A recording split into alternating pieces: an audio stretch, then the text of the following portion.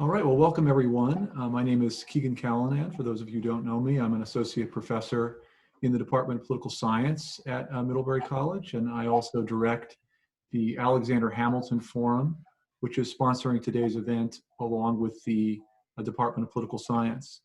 Today is the sixth and final event in this year's series of Hamilton Forum Counterpoint style webinars, where we pose a question of a broad interest related to the academic focus of the Hamilton Forum. And we invite two distinguished guests with different or distinct perspectives on that question to offer their unfiltered views, both in opening remarks and in Q&A. Today's question is, how can we achieve educational equity? And we are lucky to have with us both Ronald Ferguson of Harvard and Eva Moskowitz of Success Academy Charter Schools.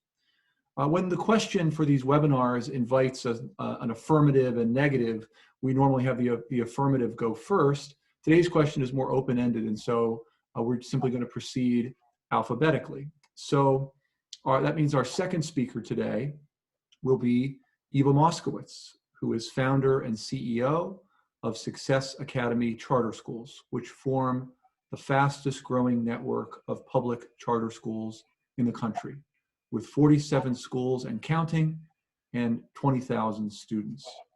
She was previously chair of the New York City Council's Education Committee.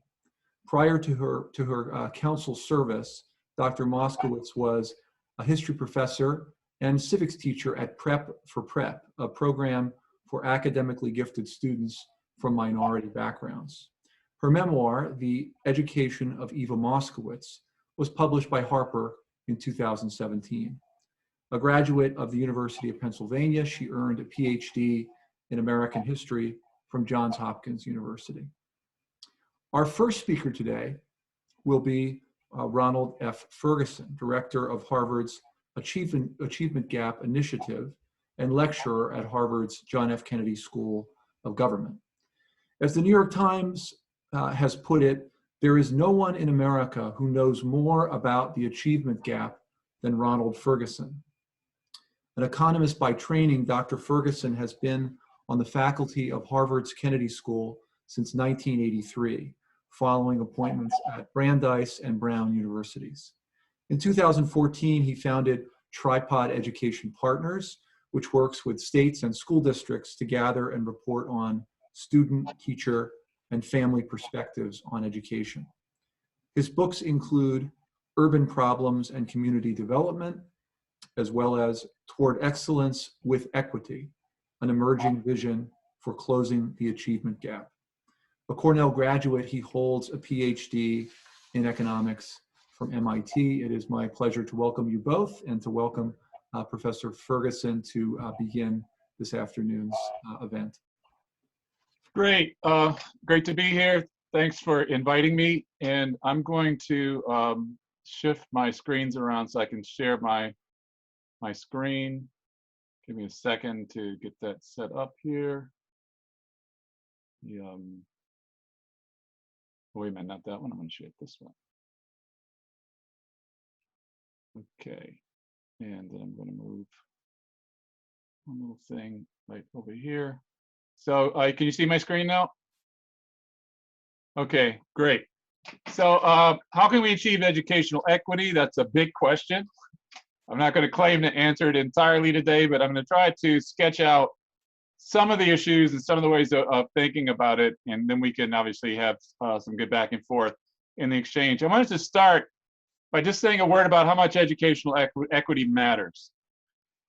Increasingly over my lifetime, it's been the case that the kinds of skills that public schools produce, that not just public schools, but educational institutions produce, have been more and more important, increasingly important for economic outcomes, for how much people earn. On the screen here, you'll see wages. This is adjusted for inflation. In 1980, the people who had an advanced degree earned on average $29.66 an hour. Those who had not finished high school was $16.88. You see the gap is about $12.78 an hour. By 2018, that gap had gone up to, had almost doubled to $23 and 21 cents an hour. Notice that only the bachelor's degree line and the advanced degree line, that's the top two, are positively sloped. Anybody who had, or at least people who had less than a four-year college degree, on average had less purchasing power per hour worked in 1980 than they did in 2018 than they did in 1980. And here we're talking not just about the kinds of skills the test scores matter, but even the softer skills like the ability to work in a group, the ability to follow instructions, and all those self-management and collaboration skills have also grown in importance. And so all these things that we learn in school, including the thinking and the literacy kinds of things, and the collaboration and just sort of the sticking to it and getting the work done kinds of things, all those things pay off in the labor market and in life more generally. I want to say that a theme when I think about these issues is it's about harvesting human potential. I used to do more work than I do now with schools, and when I go in and I use poetry with teachers to get things started. This is written for teachers. There's a child here in your caring who may someday cure all cancer, but you've got to lay the groundwork so that it can come to pass. She's a child who has not blossomed, so you cannot see her brilliance. But as sure as there's sunlight, she's here, now, in your class. I can't tell you what her name is, nor her height, nor weight, nor color, only that she is potentially a history-making lass. So every one of us has more latent, unharvested potential than we'll ever know. And it's about doing the work to pull that out. There's a saying, any fool can count the seeds in an apple, but only God can count the apples in a seed. Where the apples in a seed are latent, unharvested potential that will, and the number we get will depend upon how effectively we cultivate during this period. And so the same kind of idea with young people. And the fact is that there's no throwaway age. There's developmentally important work to do in those first 3 years when children are just, there's a ton of brain development, I'll come back to that happens during those first 3 years, and then the school readiness, 3 to 5, and then the learning to read so you can later read to learn, and learning arithmetic so you can later do science, and identity starts to come into focus during those 9 to 14 years, and then preparing to transition from school to work or into a career path in 14 to 18, and then actually making the transition into adulthood, then 18 to 22, and then getting your feet firmly planted as an adult, 22 to 30. There's work to do there in every one of those periods. People live in social ecologies, and so their families and their friends and their teachers and even the media they consume affects the development over this period of time. And so if we were going to take a whole semester instead of just 20 minutes to talk about this, we could break out every part of the social ecology that affects child and youth development and talk about how it operates and why it's so important. But here I want to frame part of what I talk about in terms of what I call the predicament. And the predicament has to do with the fact that everybody in a social system is kind of trapped by the structure of that social system, by things that all the people around them know and do, by what the rules are, by the way that they fit with the other people that they come into touch with. And sometimes changing a system requires almost a conspiracy where people have to come together and align and collaborate to change, because no one individual all by themselves can change it all.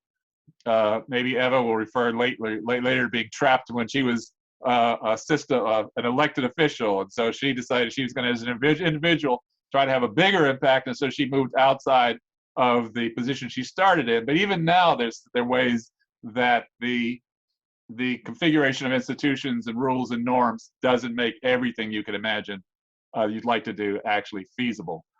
So we're going to start with the notion that history matters. And so we start with just history. There's stuff that's happened over hundreds of years that provides the initial conditions, the starting places for what we do there. Societal stereotypes and stigmas are still very active for people of color, for people who grew up in homes that where people didn't have as much education, where you lived on the wrong side of town or the wrong side of the tracks, or there's just various things where characteristics of people and their families and their circumstances signal things to other people that affect how other people react and treat you and what they expect. Then we have patterns of power and resource inequity, where again, one's family background will often affect how much power somebody is in a position to exert for you as they try to hold the school system or other institutions accountable. And obviously we have racial and social class differences in power and resources that relate to patterns of concentrated disadvantage, neighborhoods where large percentages of people are disadvantaged. And then we have racial, ethnic, and social class differences in how children from different backgrounds experience preparation for school and learning. So I'm talking about what happens at home now, what happens in the community. And these are all things that are historically determined to a substantial degree and that are outside the schools and that spill over into inside the schools to affect what happens in terms of educational excellence and equity. And so we have the inside of schools. The differences in preparation for schools means that we have skill and behavior gaps and destructive peer dynamics day one in kindergarten. It doesn't start when they show up at school. There are patterns of life experience that kids have had before they arrive at school, which means that the job of the school in helping students to manage what they arrive with collectively is going to be different depending upon the population that the school is drawing from. The resource and power inequities affect inequities in the provision of high quality teaching and learning. A lot of you watching me had parents who, if the teacher even looked at you wrong, your parent was up at the school the next day asking, why did you look at my child that way? Then there are other children who they can be mistreated the whole school year. They might even complain to mom when they go home, but mom feels powerless to do anything about it. And so they don't have the same quality and strength of the advocacy that's operating on their behalf. And then there's the stereotypes and stigmas lead to racialized identity scripts, by which we mean that depending upon who you are, what race you are, even other characteristics about you, there are things you believe about yourself and there are things other people believe about you, right? I could describe two personas. Let's say we've got an athletic, young, African-American, brown-skinned, 16-year-old in a school. You don't know him. You approach him and you see him in the hallway. You've got a 5'3" Asian, lightly built female. You see her in the hallway. You don't expect the same of those two students. And we could probably agree on what the stereotypes would be about those two people and what the consequences might be for how they are treated and perceived, particularly by strangers. Now, in my own research, when we do a lot of survey work, we find that there's not that much of standard racial bias in relationships once people get to know one another. Because now I'm not looking at Keegan, white young adult male. I'm looking at Keegan. I know Keegan. I don't have to make assumptions about him. I've gotten to know him. But if you're talking about people who don't know one another yet, they use stereotypes to make guesses about one another, to make calculations about how to react to, how to respond to, how to interact with one another. And sometimes those initial interactions that are based on stereotypes can have long-term consequences because they affect what the two parties to the transaction expect from one another, believe about one another. So a child can just say, well, people like her, they never expect much of me, they never believe in me, and they often don't treat me fairly. Okay. And there's a self-fulfilling prophecy thing that can happen because the first interaction, if it doesn't go well, it's like, I knew it. And teachers can have the same reactions to kids. I knew when I first saw him, I knew that's the way it was going to be. What the teacher doesn't realize is that his or her own reaction to that child is producing the reaction they're getting from that child. Okay. So we can have interactions where what we describe about one another is 100% correct, but we don't realize that what we did actually produced the reaction that we're seeing over time. And it takes concerted effort to break out of these patterns. And so I added the race and gender disproportionalities and discipline practices and privileges up here. But you see, we've got a number of different cycles in this thing. The behavior and peer dynamics can affect the quality of teaching, which can circle back on the behavior and peer dynamics. The quality of teaching can affect behavior and skill gaps, and the behavior and skill gaps can then affect the racialized identity scripts, which then spill over into disciplinary practices. They come back over again and affect behavior problems. And so you have a web here, and young people can become trapped in that web in any particular institutional context. And so when we talk about ways to pursue equity in schooling context, we've got to find ways to cut into this web. We have to find ways to work on those outside boxes to help young people become better prepared for school beginning at birth. And I'll come back around that in a minute. But from the time they're born, be preparing for school and life. We have to help to augment the power and resources that parents have to be advocates for their children. And we have to try to cut into these societal stereotypes to the degree that we can. And then inside of the schools, we need to recognize that we have a web of systemic causation here that we need to cut in collectively. We need to conspire against school cultures as if they were an oppressor and had everybody trapped and subjugated. So that story of the predicament, I think, helps to capture a bunch of different things, and you'll tend to find that people in advocacy positions tend to focus on one of those three outside circles. They'll tend to focus on the stereotypes and the Black Lives Matter kinds of dynamics. Not just that, Black Lives Matter is also going to deal with power and resource inequities, but they're probably not going to deal as much with the thing on the bottom, the preparation for school and learning piece, the human development background piece. And people who focus a lot on the human development piece often don't focus as much on the power and resource inequities piece. And they're all part of the big picture that we need to work on. Now, a lot of my own work does focus more on the human development piece of this. I have an organization, Tripod Education Partners, which provides survey research services to school systems. And we have a way of thinking about teaching that uses what we call the 7 C's of effective teaching. And the first 5 of those have to do with academic support, and then the other 2 have to do with academic press. And so care, confer, captivate, clarify, consolidate are all interpersonal and curricular support that teachers provide. On the other hand, challenging students to think rigorously, to try to really understand, not just memorize, and to persist in the face of difficulty. So challenging for rigor and persistence. And then classroom management, trying to stay on task. So you've got people actually putting in the time in an orderly on-task classroom. Those 7 things together are pretty important predictors of both student aspirations and year-to-year achievement gains. But it turns out that academic support is most important for predicting the aspiration piece of it, and the academic press is most important for predicting the annual year-to-year achievement gains. And actually, after you have statistically adjusted for how challenging the teacher is and how classroom management goes, the academic support does not add much extra to achievement gains. It turns out that certain parts of the support are important for being able to challenge students and being able to have a classroom that's on task. But if students are not challenged and if they're not on task, you're not going to get the learning gains. Captivate is the most important in the background behind everything. Not captivate, clarify is the most important in the background behind everything, because if a teacher can't make things clear, then you also can't challenge kids to think rigorously if you don't have ways to really make it clear. So anyway, those 7 things, and there are places you can read more about that, are really important predictors, and we have to train teachers or support teachers in getting good at both. If you can't communicate caring and can't make it interesting, your students are not inspired. Care and captivate are the strongest predictors of students saying, because of my teacher, I think more about going to college. Okay, and so if you're a challenging teacher who manages the classroom and gets big year-to-year achievement gains, but you don't inspire your kids to care and captivate, it's not good enough.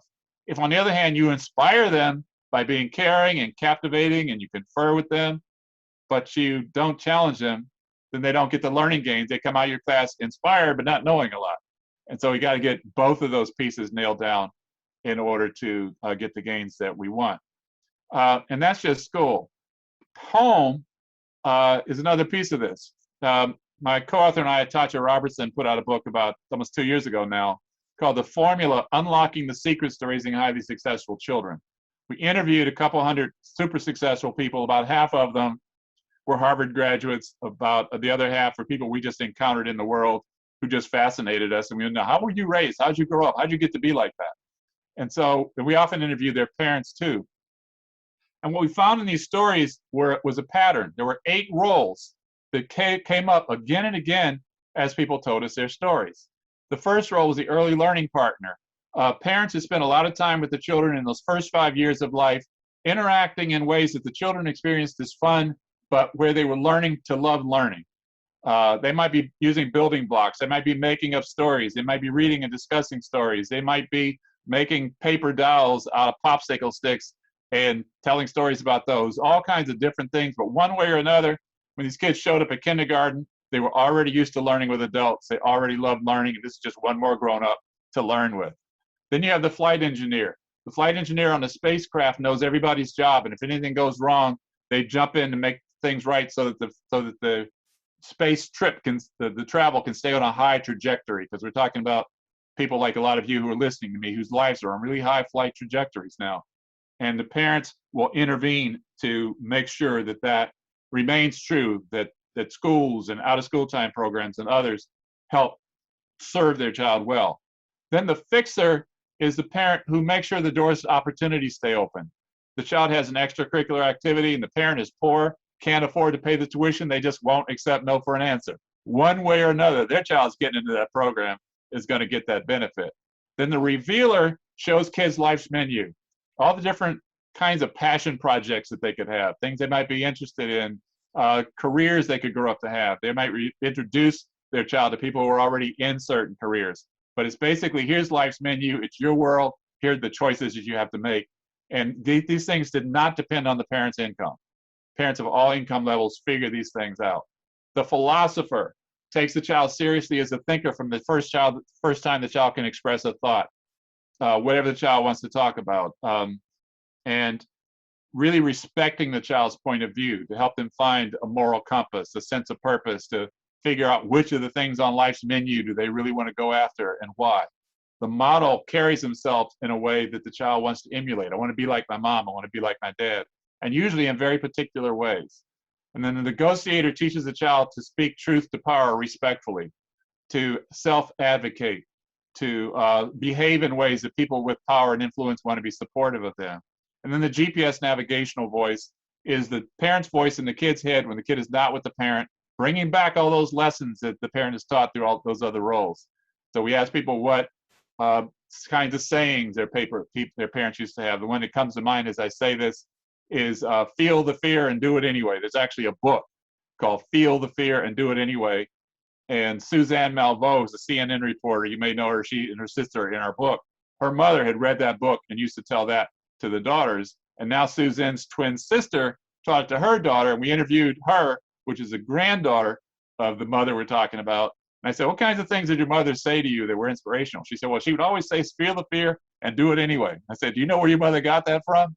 And she got it from her mother, and her mother got it from a book. And so there are things like that that get passed down through these families across generations that sustain young people. And so what our book does is we weave in and out of the life stories of lots of people to show parents how parents do these things and to give parents guidance on how to be what we call master parents. And so if we have master parents at home, we have teachers in schools that do the 7 C's, then we're starting to put together the lived experience, or the pattern of lived experiences that help young people to really become their best selves, become what we call fully realized human beings. Now, I'm going to wrap up here by talking a little bit about early childhood. This has got my attention a decade ago. This is up in the Early Childhood Longitudinal Survey. It's a nationally representative data set. Each of these bars represents children whose parents have different levels of education. So the green on the far left side are graduate education, then you get high school, bachelor's degrees, and not high school, college degree. So any graduate education, bachelor's degrees, and some college, then high school completion, and less in high school as we go from left to right in those bars. You'll see the bottom here, explores expressively. So they take, 9-month-old kids and they stimulate them in various ways and they interact with them. And just look, is a kid exploring expressively? And here we don't see much difference at all. For that one, explores purposefully, a little bit of drop off when you go to the parents having the least education, and jabbers expressively, substantial drop off there for parents who have less in a high school. And here, if you think about where they're a 9 to 12-month-old jabbers expressively, they're trying to copy what's going on in the household. And families that don't have as much education don't talk as much, frankly. In the science, there's plenty of evidence of that. So the kid has less to imitate. So that's at 9 to 12 months. And the 1.0 line at the top are for children of parents who have advanced degrees. And that's the same what I'm going to show you on the other side. The comparison is with children of parents who have advanced degrees. By the time they're 2 years old, it looks like that. That's why most of my effort these days is spent on 0 to 3. I have an intervention called The Basics. We're in about 40 cities. The goal is to make sure parents of infants and toddlers know what they need to do in order that that graph doesn't remain a reality. Okay, and I'll tell you in a minute what those things are. But you know, we go over to kids who have less, parents whose kids have less than a high school education.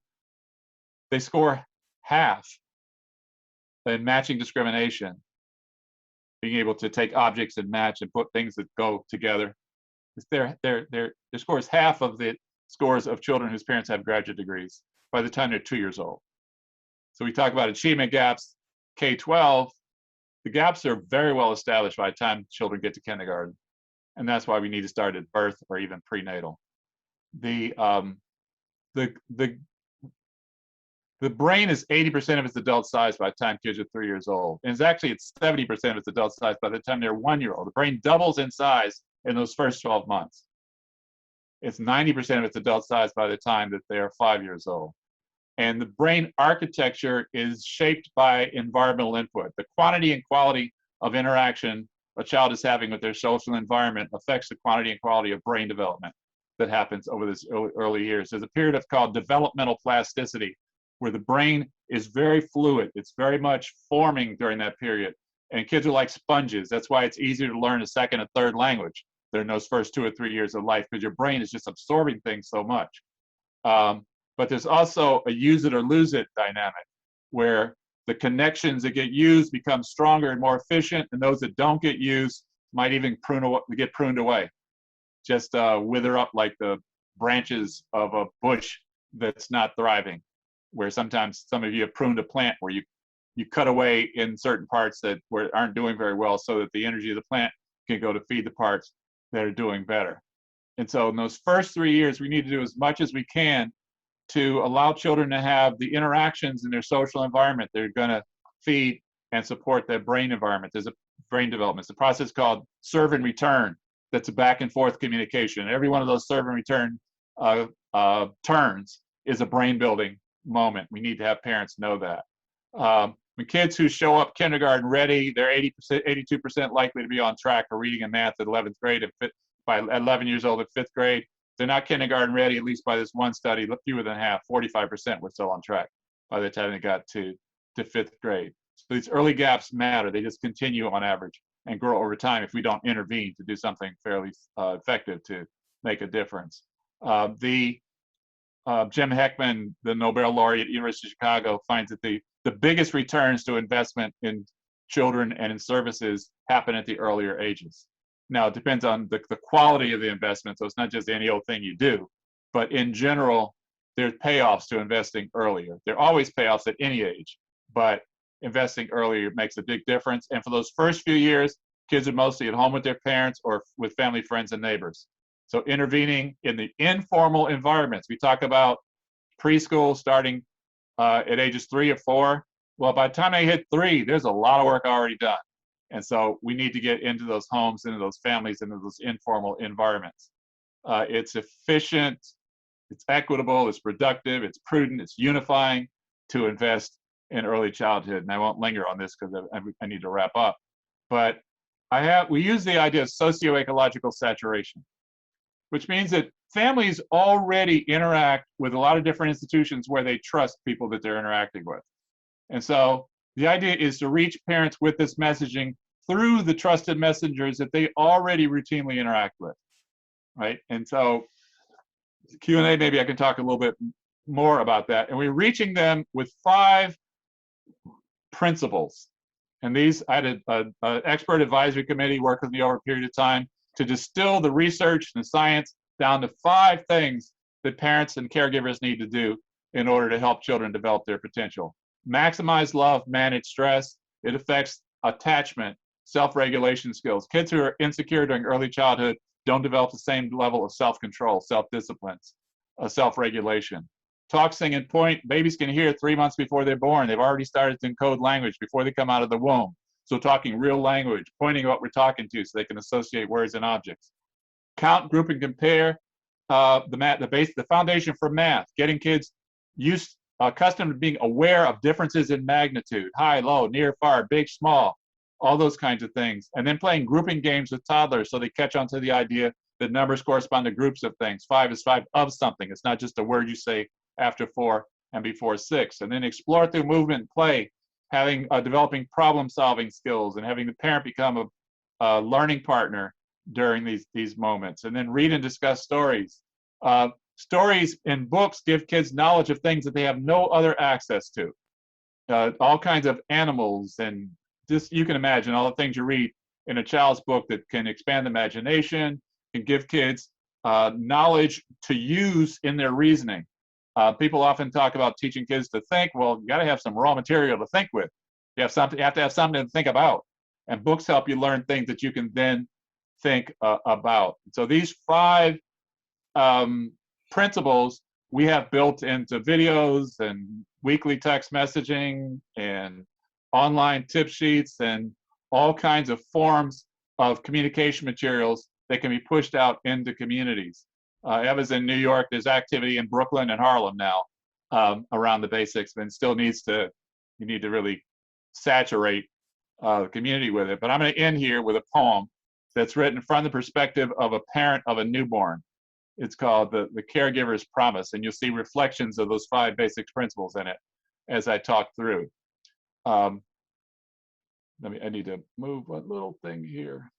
Well, anyway. Okay, with my heart, I will love you and shield you from stress. With my mouth, I will speak what I feel. With soft words and sweet songs, every time I behold you, I'll show you that my love is real. With my fingers, I point at the objects I name, and I'll count them in groups to compare. With my feet, I will take you outdoors to explore while we play and enjoy the fresh air. With my eyes, I will read as I show you the world through bright pictures and stories and books. These are ways to make sure that your brain is prepared for successes wherever you look. This, my promise I make from the day of your birth, that these basics I'll faithfully do. For my job is to help you grow happy and smart starting now, when your life is brand new. You will learn that your life is an artwork and that you are the artist in charge. But before you decide what to do with your life, listen now to the beat of my heart. And I'll stop with that. Thanks so much, Dr. Ferguson, for those opening remarks. And we will turn things over to Eva Moskowitz. Thank you so very much. I appreciate the Middlebury community having me this afternoon. One second, Ronald. Great. Sorry, Ronald was just still sharing his screen. Sorry about that. Yeah. Sorry for interrupting. No worries. Thank you again to the Middlebury community for having me. I will say that I'm particularly proud to have our first graduate of Success Academy, Lamine Cisse, who is a freshman at Middlebury.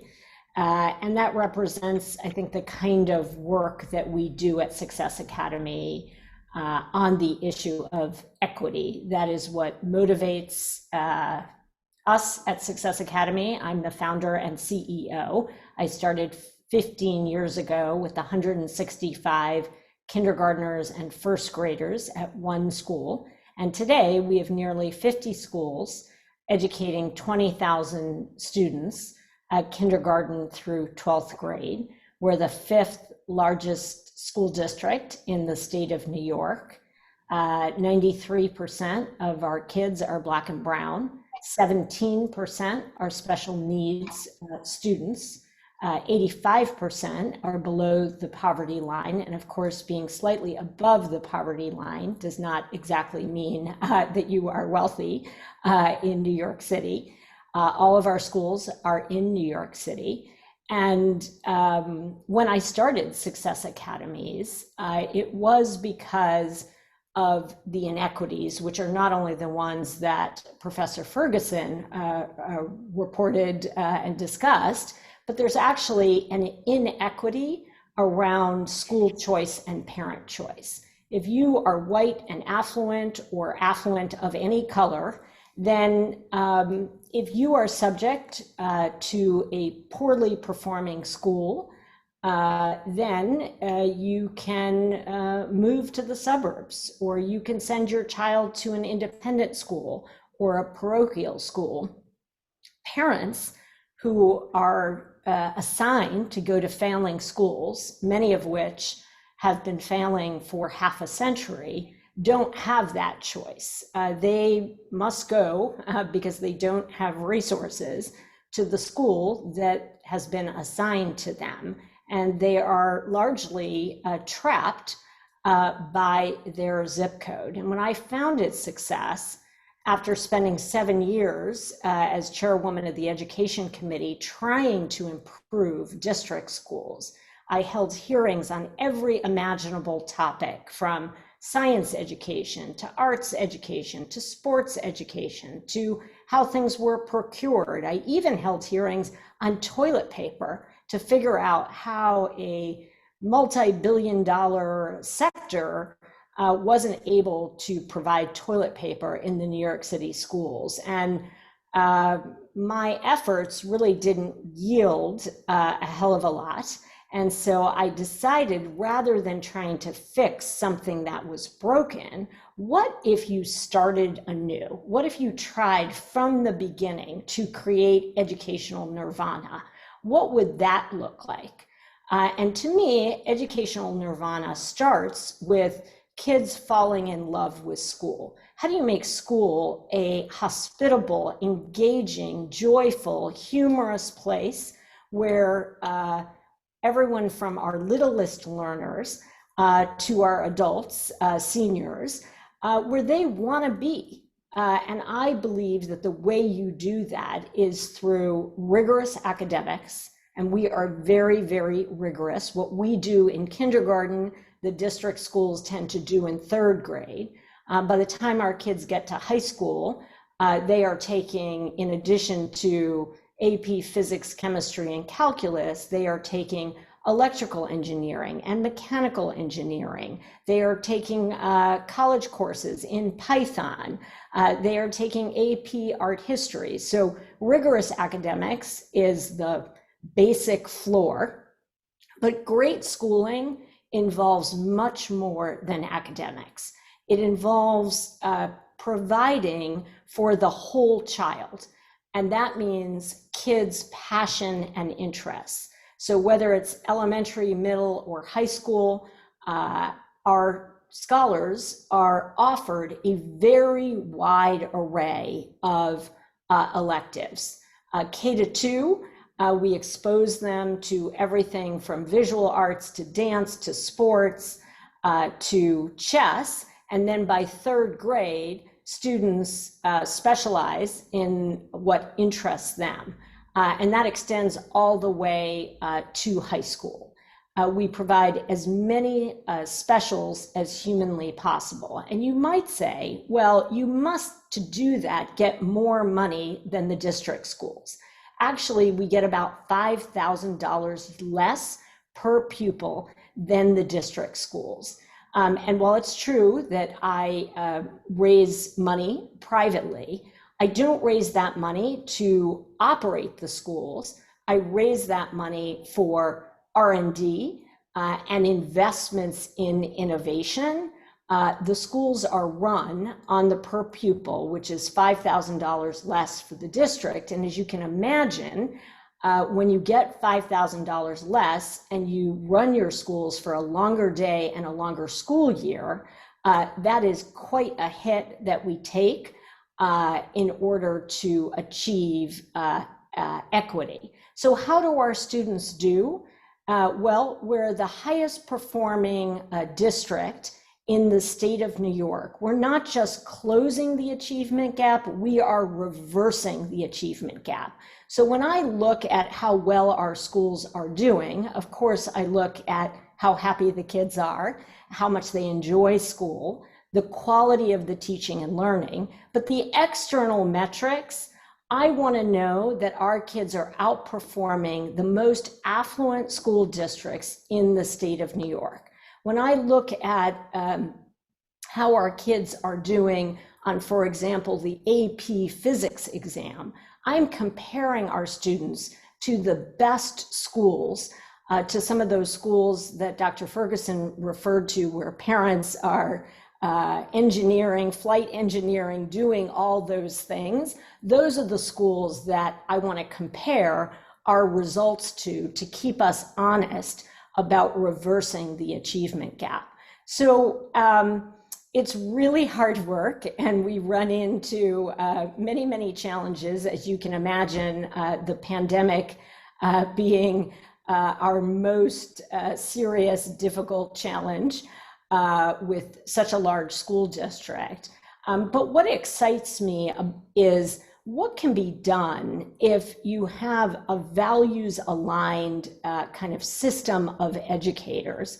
I like your phrase, Professor Ferguson. I feel like a conspiracy theorist in the sense that we are just maniacal about the kids getting what they deserve and are entitled to. And we do that by creating warm, loving, rigorous communities where kids are taught to self-advocate. We're big believers in self-driven learning. It's not only about content mastery, it's about the facility and independence and autonomy to learn yourself and to advocate for yourself. And so I do think we provide a beacon. It's not the only way to educate kids, but I think charters do provide a avenue for a higher level of achievement and success. And I think Success Academy in particular provides a model and a beacon for the nation. And my end goal, of course, is to educate the kids within our four walls as well as humanly possible. But I am also concerned with the nation at large. The millions of children, mostly poor children, who are trapped in schools that are no longer liberators, but really discriminators, and how we as a nation are going to commit to a better K-12 system. It's not rocket science, it's hard, it's not rocket science, and we need as many ambassadors as humanly possible to tackle this solvable problem. And by the way, if we don't, we will not only have to live with profound injustice, but it will limit our country's global competitiveness.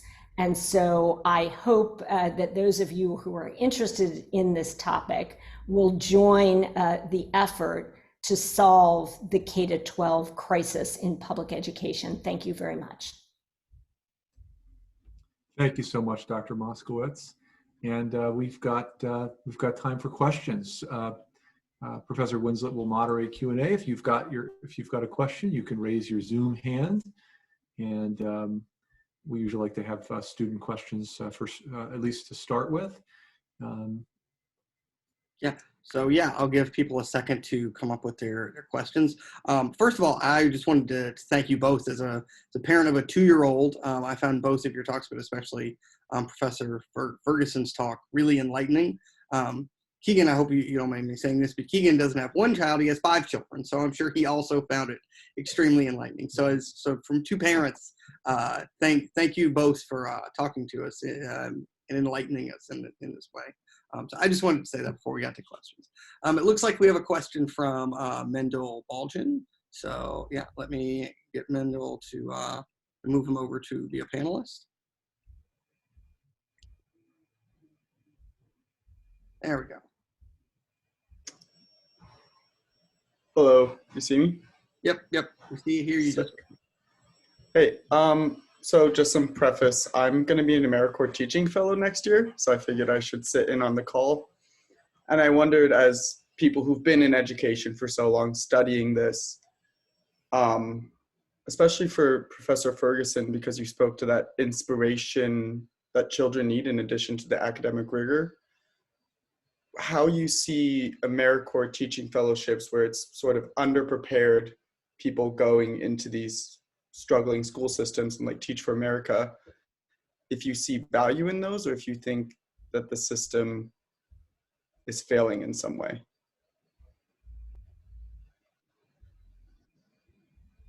I think you'll need to unmute Dr. Ferguson.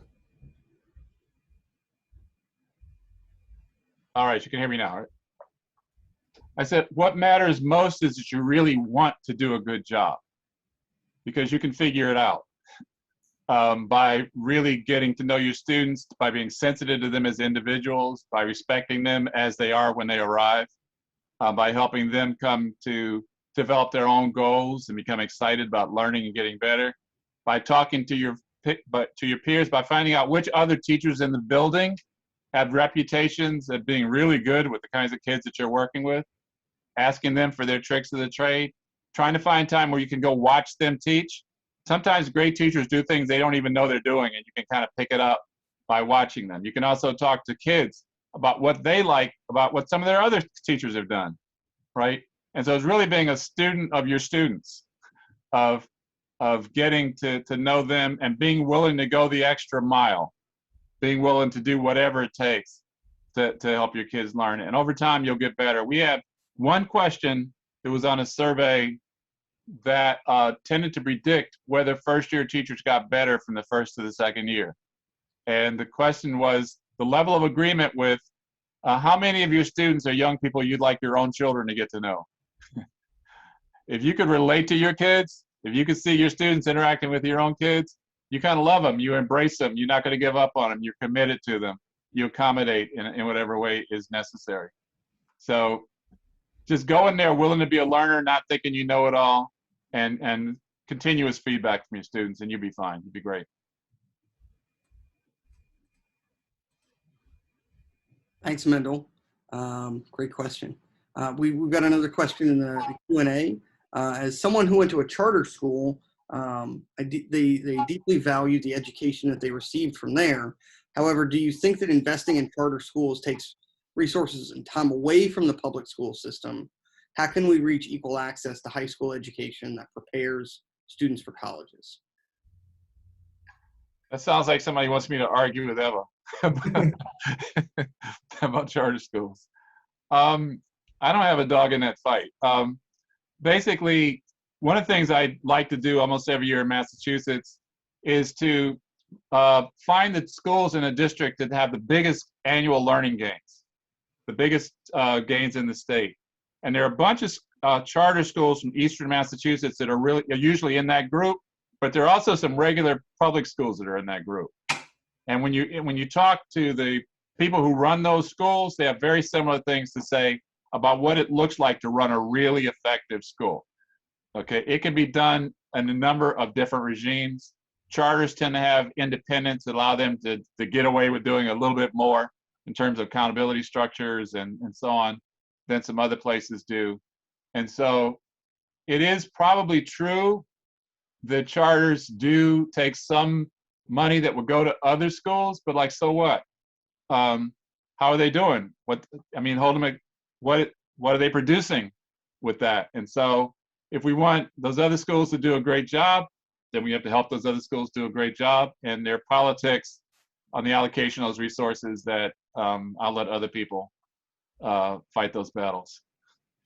Yeah, I agree with Professor Ferguson that, there's got to be a little more focus on a great school, and we shouldn't worry about the delivery system as the criteria. But I do think it's important to understand how that argument is used, mostly by the teachers union, to create a wedge. And there's an empirical reality here, which is charters in most jurisdictions across the country get significantly less money. So in that sense, they save the system money. But when they take students, you know, we only get paid as a charter for the kids we educate. So if we lose a child, it's a direct hit to the bottom line. Whereas in the districts, in most places across the country, they're not as sensitive to the movement. If enough students leave, then there is an impact. So it is the venomous debate, I find a huge distraction from the basic work that needs to be done, which is how do we, as fast as we can, whether it's charter or district, get the majority of kids, I would like to see 100% of the kids in really, really strong schools. But I would say that charters have a lot of advantages. They have disadvantages. I would say the per pupil is a disadvantage, but the advantages they have are quite significant. You know, if you take something like principal tenure, lifetime job security, irrespective of performance, that's going to have an impact on the teaching and learning. In many places around the country, you're looking at teacher tenure in 3 years.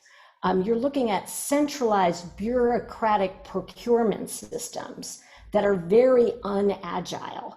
So there's a very long list of disadvantages that would make it hard for the most talented educator to succeed in an environment where you can't organize the school as easily around teaching and learning. When people say to me, well, not all charters are equally good, I'm like, yeah.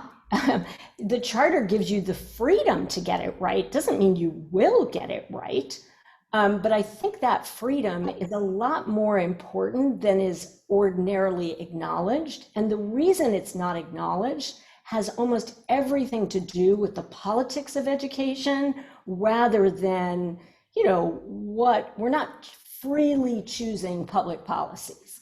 The public policy table is largely set in the state capitals across the country. And we're sort of tweaking on the margins, and it's very difficult for very talented educators in the districts to build the kind of great schools that I think Professor Ferguson and I would largely agree on what the ingredients are and what that looks like.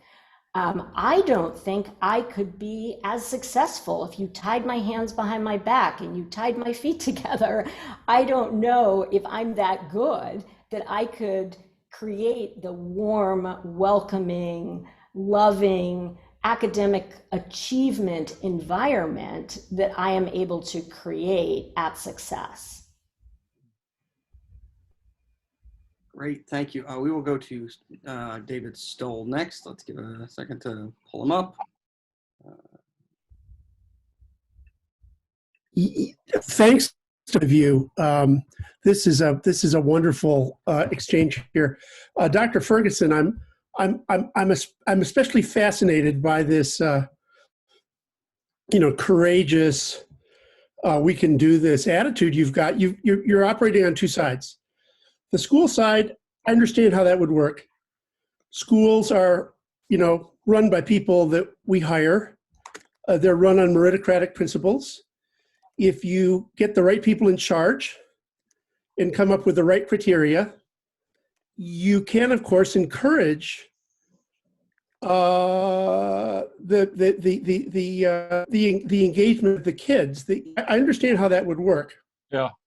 I don't really understand how this kind of courageous interventionism can work with 0 to 3 kids, low-income households, which they have income problems. They've got all kinds of problems. I've got 2 questions. Number one, are the people that you're working with on the family side, are they all volunteers? And if they all are volunteers, my second question is, do you end up with a disproportionate number of parents who are first and second generation immigrants, meaning that they're actually from the middle class of Jamaica or Trinidad or wherever. They're temporarily in the lower class, but you've got, essentially middle class parenting skills and expectations, which are, for the time being, struggling with lower classness in American society. But there's a potential there, obviously, for the kids to bounce back into the middle class if they can just get a couple of breaks. Those are my two questions for you. Yeah, there is some tendency. It is easier to engage people who are temporarily poor, who basically come from middle class and they're immigrants, and it takes a lot to get up and go to a different country, and that same kind of motivation is there, and it helps. But what we're doing is, we started in Boston, organizing to work through existing institutions to reach parents, and almost immediately people from other cities start coming and say, hey, can we play too? And we form what we call the Basics Learning Network, where we've got around 40 communities where there are coalitions that are bringing this. The exact structure of the coalition varies depending upon who the first movers were that picked up the phone call and called me to pull things together. So it can be a school system, it can be a United Way, it can be a Chamber of Commerce, it can be an intermediary organization that's partly public sector, partly private sector funded. And each we try to tailor the outreach to the institution through which we're reaching. Here we're the national backbone, but every community has a lead backbone organization that takes a responsibility to engage frontline organizations and to funnel our teaching resources to them. And so it's working. It doesn't happen overnight. It doesn't happen really quickly, but every parent wants the best for their child. And so finding ways to acknowledge that parent's life difficulties, to help them think about how to fit these routines into the time they're already spending with their kids and where they're already interacting with their kids, and to be sensitive to where those parents are starting from. For example, we have twice weekly text messaging that gets sent to the parent's phone, and we have a baseline survey and a survey that we invite them to answer after 3.5 months. The biggest changes from baseline to 3.5 months on the surveys were for parents who self-rate themselves as lowest on future orientation and persistence on the baseline survey. They're also the ones at the baseline that are least likely to be doing the parenting practices that we asked them about. So if you take the bottom quartile on I'm the type of person who plans for the future, on I'm the type of person who keeps working when things get hard and doesn't give up, ones who agreed least with that were the ones that made the biggest improvements in their parenting practices over 3.5 months of getting these twice weekly messages, because they're using the messages. They're saying, hey, I know what to do now in a way I didn't know before. And when I do this with my baby reacts in a way that makes me feel good, right? And I get to talk to my physician about it, or my other people, and being able to tell people I know that I'm doing stuff with this baby makes me feel good. It makes me feel positive. Even in public schools, we find when parents at a less advantage have kids that start to excel academically, those parents change. They go back to community college. They start to invest more in their own. I'm sure Eva has stories about parents who got excited about their own kids excelling, and then they turned on, right? And so it's a long journey, but we do this in alliance with other people who have also committed their lives to helping the families you're talking about. There's hand-holding that needs to go on. And so I'd love to talk more with you about it if you're somewhere where you'd like to kind of support this work in one way or another. But there's enough success to tell us we're on the right track. We should get going. Hey, fantastic answer. Love what you're saying.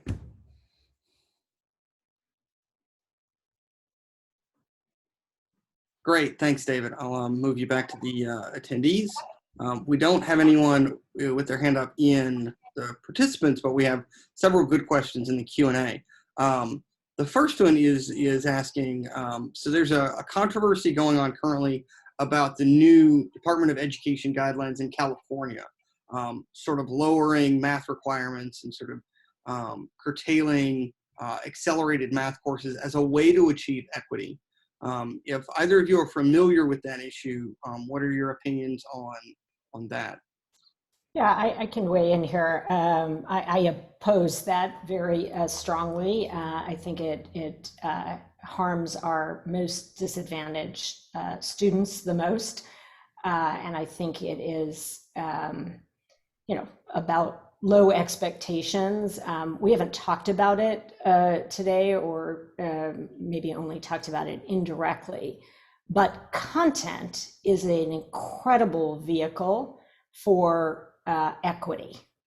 The rigor of the content is not to be underestimated. And when I founded Success, I thought I was going to be the running the schools gal. I did not think I was going to build content and curriculum. And I was really shocked to see what big publishing houses build for school districts. And when I asked the publishing companies, because they have all these salespeople, why is the math in second grade a complete repeat from January of first grade to June? And these salespeople would say, well, they assume the kids didn't learn anything. And so they're building for failure instead of working backwards for what, the way I think about it is we want 60% of our kids to major in STEM fields. Not because we don't love poetry, but we think to Professor Ferguson's chart, if you had broken that out by discipline, you might find that the per hour compensation was even higher in mathematics and science. In order to do that, if you're going to be at Middlebury and take a mathematics course, you need a pretty rigorous high school education to be able to do that. And so really working backwards from persisting in 4 years, that's how we have to design the content. And lowering the bar, I do not believe is a good idea. Now, of course, you do need to figure out what is the bar in the interim and how do you manage a system that so fails children starting in kindergarten. But there are these calls to lower academic standards, I think will be a disaster for our most vulnerable children and students. Yeah, sometimes when we focus so much on equity, we forget about excellence. And so, our tagline for the Achievement Gap Initiative was excellence with equity. So you want to give every child access to the learning experiences that will allow them to move toward achieving excellence. And so I think a lot of the time when we think about giving kids whose academic skills are not as developed, more advanced education, we think about doing it in the same way that we give to the kids whose skills are already more advanced and it doesn't work and they don't do well, because we're not scaffolding or not adapting appropriately to those kids. And there may also be some timing issues. I know there was some research that looked at when you give 8th grade algebra to kids who are academically strong, it's a good thing. They can move on to more advanced classes. But if you give 8th grade algebra to kids who are academically weak, they may actually take less math in high school than they would have taken if you'd waited and had them do algebra in 9th grade. Okay. And there may be ways to have taught them in 8th grade that they would also have done really well and moved all the way ahead. But there's got to be the adaptation, the personalization, and move away from being so preoccupied with the rank ordering of achievement across groups on things. Our focus is on having kids become fully realized human beings in a multidimensional, whole child kind of way. And I have a little chart that I use sometimes. It's got X, Y axis, 3 arrows, both all coming out of the origin. One is pointing up is closer to the Y axis. The other is closest to the X axis. And then there's a little bitty arrow in between that's shorter in both the X and the Y directions than either of the other two. And you think about these as 3 people. and how far they are ahead in their life. Then I go and put a star out on the horizon in the direction that the shortest arrow is pointing. And I ask who's in the lead to get to that star. And if you look at it, you'll see the little arrow is in the lead because neither of the other ones are going there. And so the idea is every one of us has our own North Star, and our life's work is to figure out what that North Star is and do whatever we need to do to get there. And that we were always in the lead because there never was any competition for it. And so the idea is to help every child have images of their possible future selves, have opportunities to do the work that allows them to become skilled and competent to be that possible future self. And I know when we're looking at whole groups and we're reading about achievement gaps and equity in a macro way, we do that with groups too, but individuals are not going to be identical to each other. Groups are not going to be identical to each other. And it's a matter of helping kids from every background become their best possible selves and figuring out how we need to adapt what we provide them to fit where they are in order to build toward where we want them to be. And so when we're just, cutting off access to certain educational experiences because every child what doesn't qualify or wouldn't do well, I mean, you're shooting yourself in the foot as a nation or as a community or as a state to do that. Thank you very much, both of you. We have a good set of questions that Daniel Fram posted into the Q&A, but I thought it would be sort of interesting to let him ask the question himself. Okay, I was going to remain masked and anonymous back here with my devilish questions. Hi, and thank you both very much for the talk. I just wanted to say I enjoyed hearing about both of your efforts. My brother is a principal in New York City, and I taught at in the Mississippi Teacher Corps in the Delta for a couple of years. So I've been involved in this issue, and I care about it a lot. And I appreciate you both having these powerful suggestions and efforts to address it. I was going to try to stir up some trouble because I'm a postdoc in political philosophy, and that's what I get paid for, I think. But it's, I was going to ask you if it's okay to try to promote a little bit of a quarrel, because it seemed as though maybe, according to Dr. Ferguson, or Professor Ferguson, forgive me if I'm not getting your titles correct. You can call me Ron. I'm also Ron. You can just call me Ron if you want. According to Dr. Ferguson, all of the real action is before they get to Mrs. Moskowitz, Dr. Moskowitz, I'm sorry. Eva. Ron says that all the action is over by the time they get to Eva. So I thought there was at least some ground for... Well, didn't you hear everything I said before I got to the last part of my talk? Those 7 C's and the formula book that I talked about. But anyway, try to stir it up. Go on. Okay. So, right. So I'm curious to what extent you guys would agree or disagree that the action is really prior to or outside of school. And I'm also curious whether the goal, I'm curious to what extent, if that's true, to the extent that stuff is going on outside of school, is that inequitable? And what is the equity problem a little bit more clearly in the US educational system? Because I'll put at least one plank down on the other side. Yeah, my inclination is to jump on you. Is to not argue with Eva, but to argue with you. Sure. And you're being simple-minded. I mean, you're trying to identify something that is the problem in a situation where you've got a whole web of issues. And where, I mean, children develop in every setting where they spend time and energy. And what doesn't happen in one setting can be somewhat compensated for in others, but not completely, right? And so you can't, if things don't go well in the first 5 years, you probably can't get back to where you would have been if things had gone well in those first 5 years, if holding constant what you do after that, right? And so you've got all these different, I mean, if you think of a big grid and there's things that happen in each cell, holding constant at what happens in every other cell, Yeah, if things don't go well in this one cell, there's a diminution. There's something you're not going to totally make up for.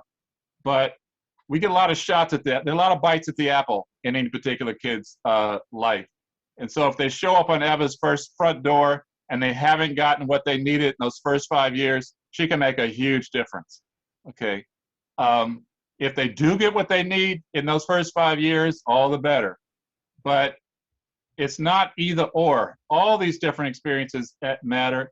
In our book, The Formula, when one of those roles was missing, there was often a hiccup.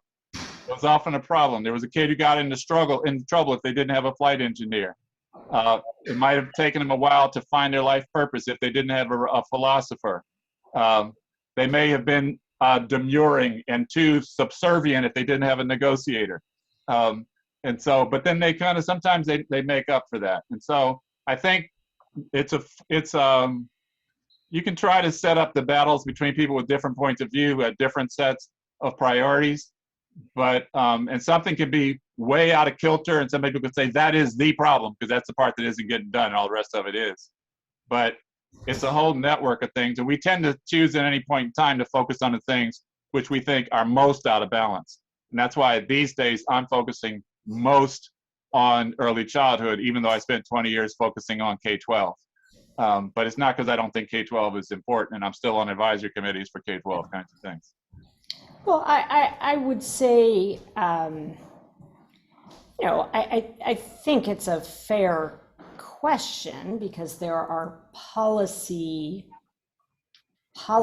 we have to decide, like, what are we investing in as a society, and as a tremendous advocate for early childhood and the mother of three, I would never argue that the 0 to 3 is not incredibly important. But my practical on the ground experience suggests that you can make it up. So we may differ actually there. I just only, though, if you have a really good school with many of the elements that Ron is talking about. So on his list of formula, I would argue that if parents are not doing that, we as the school are. And that's not some crazy notion. Like, educators used to be the flight engineer. A kid's getting off the rails. The teacher is still speaking to them on a Saturday night. If a kid, God forbid, ends up at the police precinct, in the old days, some educator went down to, retrieve the kid and so forth. There are ways of the school playing that larger role for the kids. On the second point, it would be naive to think that external factors don't make a difference. I mean, they make a tremendous difference. You can't not have sufficient housing, food, healthcare, and it not make a difference. We take the attitude that we cannot control all of that. And sometimes those external factors become an excuse for educators and the K-12 system. And we refuse to let that happen. So they're there, they have tremendous impact. If someone were to ask me, which is easier, educating a rich kid or a poor kid? There is no contest that the rich kid is easier. There's just no doubt about it. Where the politics comes in is in the excuse making. If you took Dr. Ferguson's chart and you kind of mapped it to the polemics around education, you would have a lot of people on one side saying, well, the dental care system is inadequate, therefore, how could we teach the kid to read? Or the public housing. Are homeless children at Success, it's 9%, and it's a changing group of children, outperform gen ed and non-homeless children in the New York City school system. Our special needs children outperform the gen ed kids in the system. So it can be done, but the amount you kind of have to be a crazy person. You have to say, whatever it takes, we will do to support that child. And the lengths that we go to at success would not be believed. It just simply wouldn't be believed how much we do for our kids and families to make sure they land. And I suspect that if Dr. Ferguson came to our schools, he would find his formula there. Everything in that list we do as a school out of necessity, and not because parents are not capable. I want to be clear about that. Our parents love their children even more than we do, and they want the absolute best. But to navigate K to 12, when you have severe economic hardship, inadequate healthcare, inadequate housing, you need the school to do more, to be by that child's side for 13 years, no matter what. Yeah. Let me take the edge off my response to Daniel. I agree it was a reasonable thing to ask. but I still appreciate Eva's answer that I mean, the brain there's a period of developmental plasticity that switches over to adult plasticity somewhere in middle elementary years. But the brain changes your entire lifetime. With learning experiences can lead to those changes. It's harder after you pass into adult plasticity for it to change, but it can still happen. And when you get the heroic efforts for some places like Eva's schools, you can make huge progress. I also agree with her that, I mean, when I did work in schools with teachers, I don't talk about parents. Okay, when we talk to teachers, it's about what you can do. And we talk to parents, it's about what parents can do. When you talk to kids about their peers, it's about what you and your friends can do together. So, because there is a tendency for people to point at everybody else and not look in the mirror and say, okay, what can I do? And you do want to take people's excuses away and help them understand what they can individually do. But everybody can individually do something. I mean, there's no position in the system where people are powerless to do more and to do better. And for those of us who are trying to provoke that improvement, our job is to help people understand it. And there's a little framework: goals, strategies, resources, and rewards. You have to have people have an image of what their options are and to have some goals in mind from among those options. For whatever goals they have, they need to have a recipe or some strategies, some steps to take to pursue that goal. If they don't know that, then they're sort of dead in the water. For any strategy, they need to believe they either have or can acquire the resources to implement that strategy to pursue that goal. And then they need to believe that the rewards for making the effort to do the work, to put together the resources, to implement the strategy, pursue the goal, are worth it. And if they have a goal, they know the strategy, they have or can acquire the resources, and they feel like the rewards are worth it, particularly rewards on fundamental human motive dimensions, are a sense of influence, a sense of competence, a sense of belonging, that they're going to feel all that better, then you'll tend to get them to engage. And when people are not engaged, there's one of those pieces that's often missing. They don't think the rewards are going to be worth it. They don't think they have or can acquire the resources. They don't know what the strategy or the recipe would be, or they're not clear about the goals they're trying to pursue.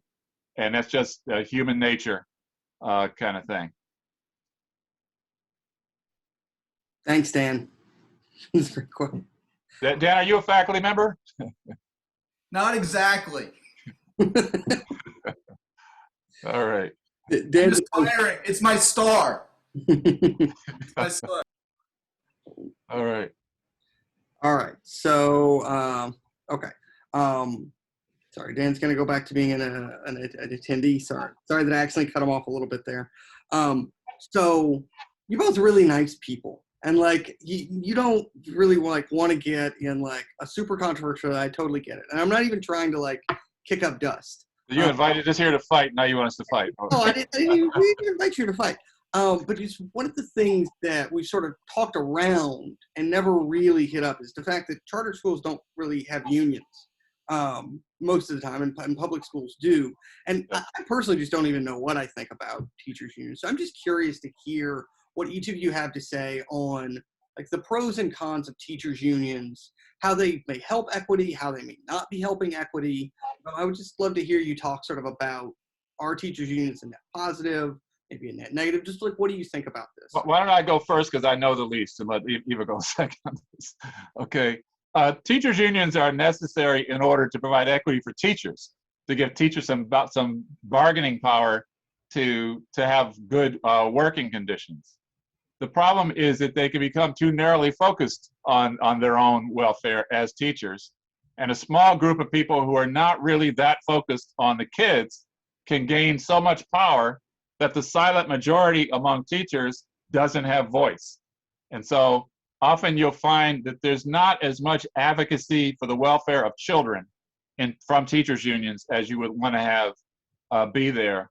And that's only going to happen when teachers from inside teachers unions step up and say, hey, we got this a little out of balance. We need to get it back in balance in terms of advocating for ourselves and for our children. And there are a lot of places where that balance is not right. But there are also some union folks who are trying to get it right. And I've met with some of them too. I'll turn it over to Eva. Yeah, and I don't know if I quite agree because, as a charter, our wages and benefits, I would argue, are better than the unionized district. So it's not that you have to have that. I would agree historically that unions have played a positive role in American history and society in getting better wages and benefits. But I fundamentally do not believe that you can educate children well if labor and management are not on the same team and organized around teaching and learning. And so we couldn't possibly run schools where the unions, as they do in the district, centrally negotiate that the principal can only do one observation per semester, can only ask for lesson plans, can't ask the teachers. I've read the New York City union contract very, very carefully and know it sort of backwards and forwards. I couldn't run a school that way. I couldn't, we don't have substitute teachers because we don't believe that someone can just come in from the outside and teach our kids well. So when a teacher is sick, an assistant teacher has to fill in for them. We couldn't run a calm and orderly lunchroom if our teachers did not do lunchroom duty or hallway duty or arrival. Arrival is one of the most important parts of the day where we know every child's name, where you look into the eyes of the child if they had a bad night or a bad morning, which many children do. They come in grumpy. Our job is to turn their mood around so that when they walk across the threshold of the school, they are in reasonably good spirits to enjoy themselves and take in the learning.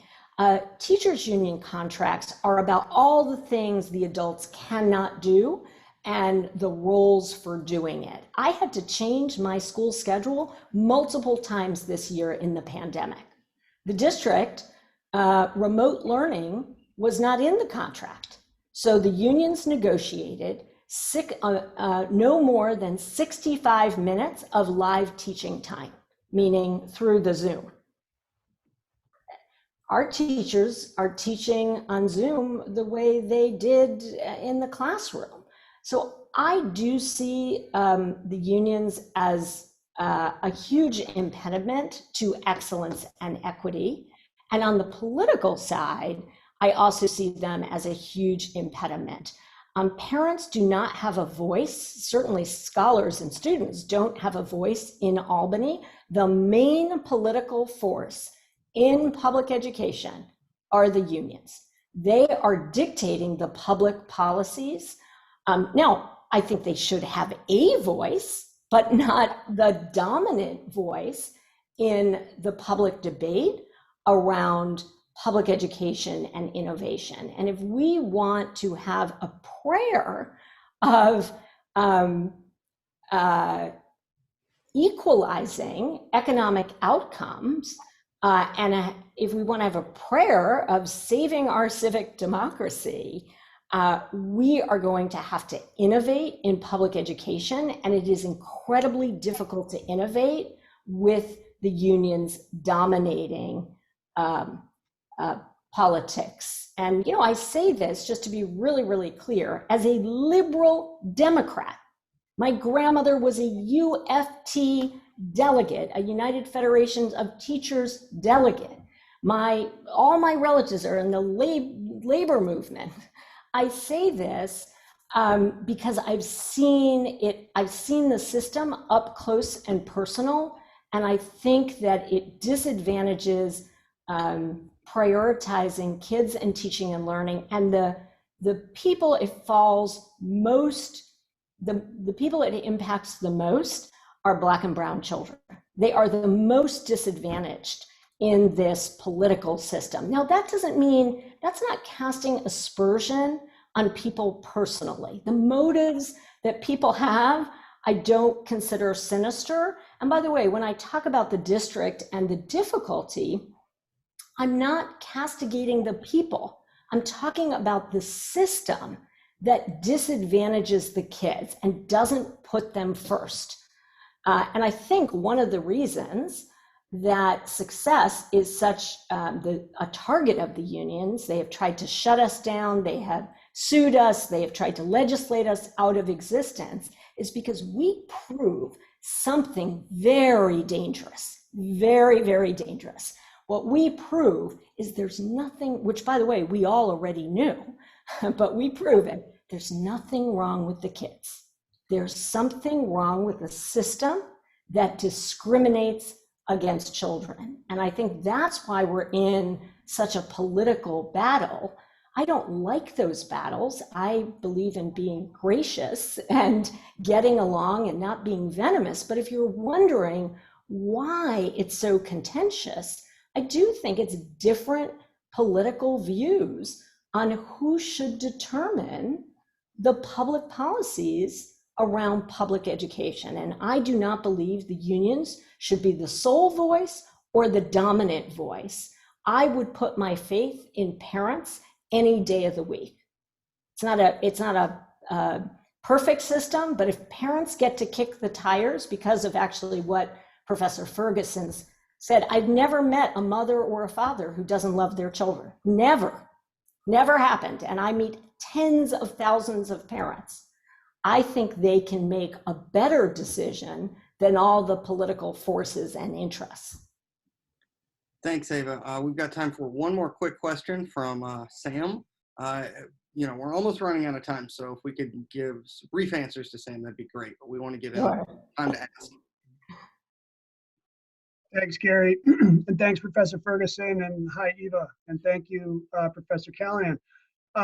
My question is on that topic a little bit further. Professor Ferguson, you talk about the union members themselves being agents for change here. Perhaps I'm less optimistic, not from any sort of nefarious intent perhaps, but I think a lot of union members perhaps just want to teach kids. Perhaps they don't want to fight wars here. I think a better question is, if you think about powerful organizations that have not come to the support of high-functioning charter schools like Eva's, and full disclosure, I've been fortunate enough to know Eva for the last decade. I've been profoundly fortunate to witness the change that she's undertaking, which is beyond moving and you know, moving at least, and perhaps life-changing for those who get to see it at best. I'd encourage anybody on the call to do work here or to set up time to come see the schools of the 20,000 kids that are being affected and whose trajectories are changing daily thanks to Eva and her team's great work. But I'd call out a few names, not in any thoughtful order. The NAACP, powerful organization, has not come to the support of charters. Even more simply, and perhaps more germane, the founders and the supporters, the most vocal supporters of the Black Lives movement, Black Lives Matter movement, which is incredibly potent and has momentum right now. But if you've got 57 million school kids in the country right now, through kindergarten, through secondary school, and just using rough cuts, you'd say, 12, 17, 18% of those are probably Black. You've got 7 million kids stuck in a system, and let's say 50% of those are not in a structure that's functional, where they might not be being robbed or hurt violently day to day, but they may down the road have more damage being done to them, and that they're not being equipped with life skills that they are owed by society and politicians to be given, that they are buying, and they are not getting those skills. There are millions of children suffering, and yet we don't hear about it. We don't hear about it in the New York Times. We don't hear about it from these leaders. We'd rather talk about the latest great emotional knee-jerk response to something that's convenient, but we don't want to hear about 10-year-olds who are not able to fend for themselves. I don't think it's fair to ask for help from the teachers themselves to rebel against their leaders. I'm not sure that's what many of them signed up for. I think that many of them believe they're doing their best, pay their union dues because they think they're supposed to or they have to, and want to go back to their own families. And I respect that. My question to both of you, Professor Ferguson, and Eva, to you, would be, where is the accountability for these groups that have critical mass to create change for the most needy? And why do we not hear from them? I think some of the national advocacy groups they're advocates on behalf of people who have been subordinated and condescended to and exploited over centuries. And there's a bias toward voice from the bottom up. And there's a suspicion of concentrating power in the CEO of an organization to dictate what happens to the membership of that organization. And therefore, a suspicion of trying to have something like the charter schools go to scale with so much power vested in people like Eva. That you've got some superstars in the charter movement like Eva and some others that have gotten a lot of attention, a lot of publicity for the work that they've done. But if you made that a system-wide thing, or if you just spread it wide, I think the suspicion maybe that you'd get a lot of places where teachers as workers don't have voice, where the places are not well run.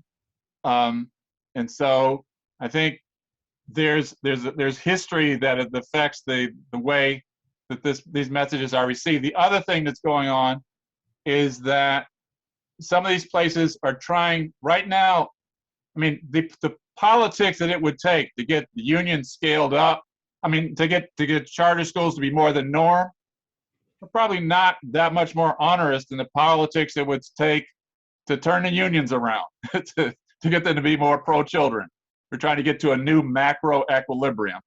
And if you've got constituents that are working with school systems, with regular school systems, to try to help them get better, if you're going to become an anti-union advocate, you can't have that conversation, Noah. If I was openly an anti-union advocate, that's sort of the end of me ever trying to help real schools get better.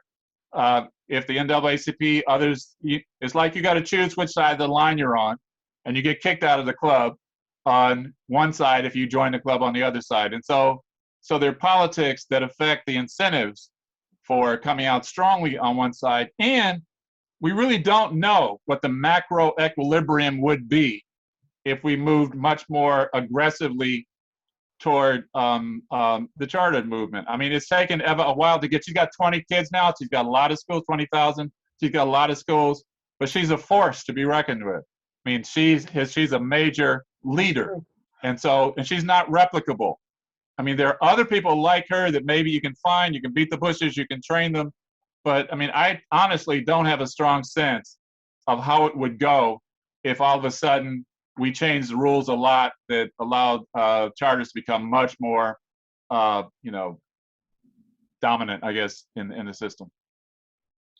Well, Sam, I would just say, I think there are many reasons for sort of the hesitancy of certain groups to support charters, but I'm not sure that's the right focus. I really think what's exciting is that, and I can speak mostly about New York, the politics is changing.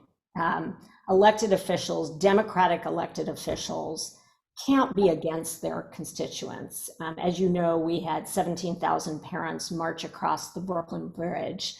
Mayor de Blasio is the most anti-charter mayor you could possibly imagine, and he has not prevailed. He made it his mission to kill Success Academy and charters in general, and he has not succeeded in that because parents are speaking up, and we have taken a page from the unions. They went out to every elected official, and they did that politics for half a century. And we're saying, no, you're not going to own the space here. Our parents are going to have a voice too. And, you can't just ignore parents. Our politicians in New York joke they can't go to church, they can't go to the barber shop, they can't go to the grocery store without a Success parent chasing them down the street saying, you keep my charter. I love my school. And I had an older child in the district school who didn't learn to read, and my kindergarten is reading. How dare you try and take that away from me? And while it's slow going and sometimes it feels like emptying the ocean with a teaspoon, we will change the public policies in this city, state, and country, because the system is not sustainable. People always ask me, is the charter movement? I'm more sustainable than this broken system that is not delivering results at an incredible price tag.